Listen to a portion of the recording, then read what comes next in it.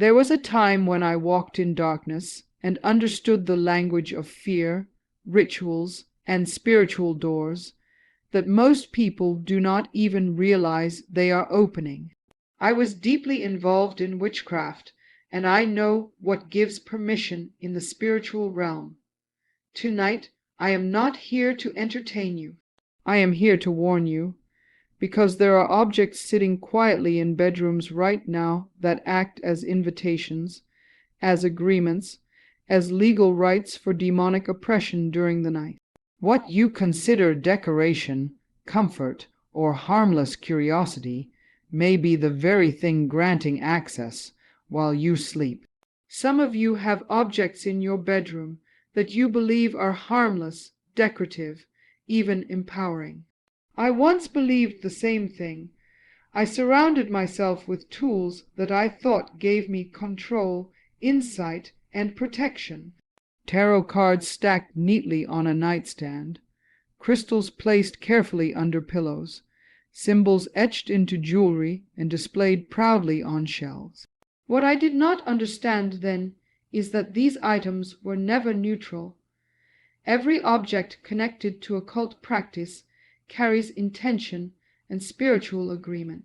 When you bring horoscopes, spell books, ritual candles, or symbolic statues into your most intimate space, you are doing more than decorating. You are aligning yourself with a spiritual system that operates on permission. In the realm of the spirit, permission matters.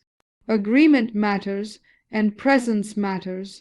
What is in your bedroom speaks even when you are asleep. I remember teaching others that objects could be charged with energy and assigned purpose. I taught that they could attract guides, insight, and power. What I did not say publicly is that those guides were not light. They demanded access, they required invitation, and they looked for open doors. Your bedroom is a place of vulnerability, because when you sleep your guard is down. Some of you have been experiencing nightmares, heaviness, anxiety at night, or an unexplainable sense of being watched. You have prayed, you have rearranged furniture, you have blamed stress, but you never considered that the items sitting quietly on your shelf are speaking on your behalf. They represent covenants rooted in practices that oppose the truth. Darkness does not need a loud invitation. It only needs legal ground. I am not telling you this to condemn you. I am telling you this because I once gave that permission myself. I know how subtle it is. It begins with curiosity and ends with oppression. It begins with a decorative symbol and ends with spiritual harassment. What feels mystical and intriguing in the daytime can become torment in the night.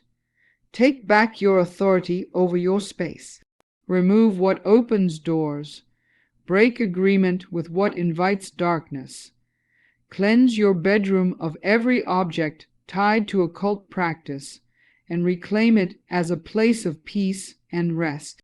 When you close the door to darkness, you close the legal right it once claimed. Choose freedom tonight. What you allow into your bedroom through entertainment is not as harmless as it seems. I know because I once used music, films, books, and imagery as tools to condition minds without people realizing it. Darkness rarely forces its way in. It introduces itself through fascination. It disguises itself as art, as creativity, as harmless fantasy. But what you repeatedly watch and celebrate becomes agreement. When your walls are covered with posters that glorify witchcraft, ritual magic, or demonic symbols, you are creating an atmosphere. When your shelves hold novels that romanticize sorcery and spiritual rebellion, you are feeding your imagination in a specific direction. When the last thing you hear before sleep is music that exalts darkness, it lingers in your spirit. Your bedroom is not just a physical space. It is a spiritual environment shaped by what you honor there. I used to teach that repetition builds spiritual pathways. The more you expose yourself to certain symbols and themes, the more normalized they become within you. Fear dulls, resistance weakens, curiosity deepens, and eventually what once shocked you begins to feel powerful. That shift is subtle, but it is dangerous, because it opens the door for influence while convincing you that nothing is wrong. Some of you fall asleep after watching shows filled with rituals, possession, and glorified evil. You tell yourself it is just entertainment, yet you wake up restless, anxious, or oppressed. You sense heaviness in the room but cannot explain it. What you meditate on before sleep matters deeply. Your mind does not simply turn off at night. It continues processing what you fed it. The spiritual realm responds to alignment and focus. If your attention is consistently fixed on darkness, you create familiarity with it. Familiarity breeds comfort. Comfort invites presence. This is how legal ground is established without you ever speaking a word. Agreement is not only verbal, it is demonstrated through celebration and repeated exposure. Guard what enters your bedroom and protect the atmosphere where you rest. Remove what glorifies darkness and replace it with what strengthens your spirit. Choose content that builds light rather than normalizes evil. Take responsibility for the environment you create before you sleep. Close every door that entertainment has opened and reclaim your peace tonight. There are items in your bedroom that carry more than memories. They carry emotional ties, unresolved pain, and spiritual agreements that you may not even recognize. I learned that objects connected to past relationships, immoral experiences, and traumatic seasons can act as anchors. They keep you tied to moments that should have been released. They sit quietly in drawers and on shelves, but they speak in the spiritual realm. And what they speak can create access.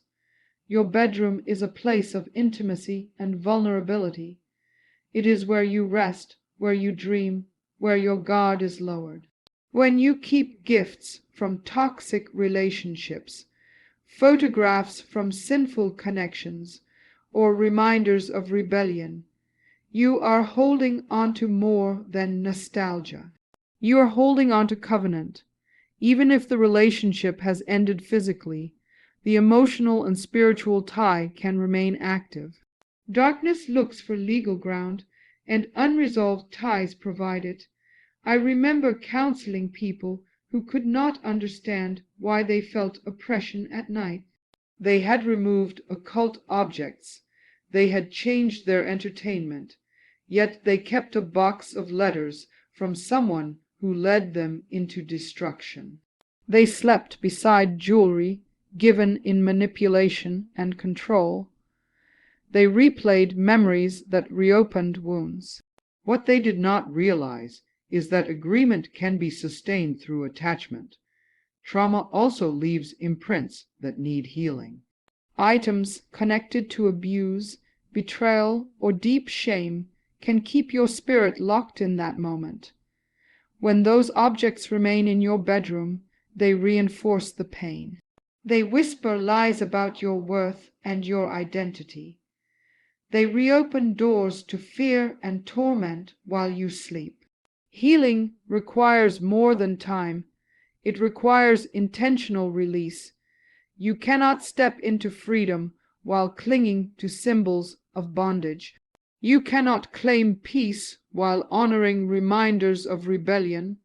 Letting go is not weakness, it is authority. It is a declaration that the past no longer has legal rights over your present. When you remove those objects, you are breaking silent agreements. Clear your space of every item tied to sin, trauma, and unhealthy soul ties. Forgive, release, and renounce what once held you captive. Transform your bedroom into a sanctuary of healing and purity. Refuse to give darkness any reminder it can use against you. Take back your nights and walk fully into freedom. Tonight you have heard truth that many are afraid to speak. I have shown you how objects, entertainment, and emotional ties can become silent agreements that give darkness permission to operate. This is not about fear. It is about awareness and authority. You are not powerless in your own home. You are responsible for what you allow and what you remove. Your bedroom should be a place of rest, peace, and safety. It should not be a courtroom where darkness claims legal rights because of careless agreement. When you cleanse your space, guard your mind, and release your past, you shut every door that was once open. You reclaim ground that was quietly surrendered, and you remind the spiritual realm that your life is no longer available for torment. Do not leave here informed but unchanged. Go home and examine your space with courage. Remove what does not belong. Break every agreement, and choose tonight to make your bedroom a place where peace has the final word.